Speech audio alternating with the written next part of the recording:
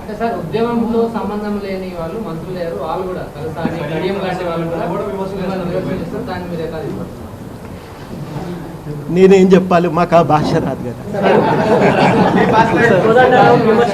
కోదండరాం ప్రభుత్వం విమర్శించాలనుకుంటే రాజకీయ పార్టీ బట్టి విమర్శిస్తే బాగుండే, జేఏసీ పేరు మీద ప్రజలు రెచ్చగొట్టే విధంగా మాట్లాడుతున్నారని టీఆర్ఎస్ నేతలు అంటున్నారు.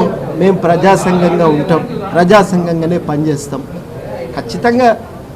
ఖచ్చితంగా ప్రజల సంక్షేమం కోసం నిలబడతాం, మాట్లాడతాం. మేము దాడి చేసినంటే వ్యక్తిగతంగా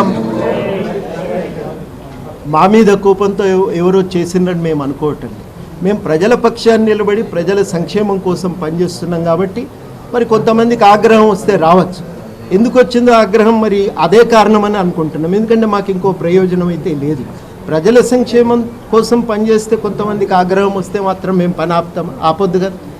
మేము ఎంచుకున్న లక్ష్యం ఒక ఉన్నతమైనటువంటిదని భావిస్తున్నాం కాబట్టి ఆ ఉన్నతమైన ఉదాత్తమైనటువంటి ఆ లక్ష్యాల సాధన కోసం మేము ఖచ్చితంగా మా కార్యాచరణ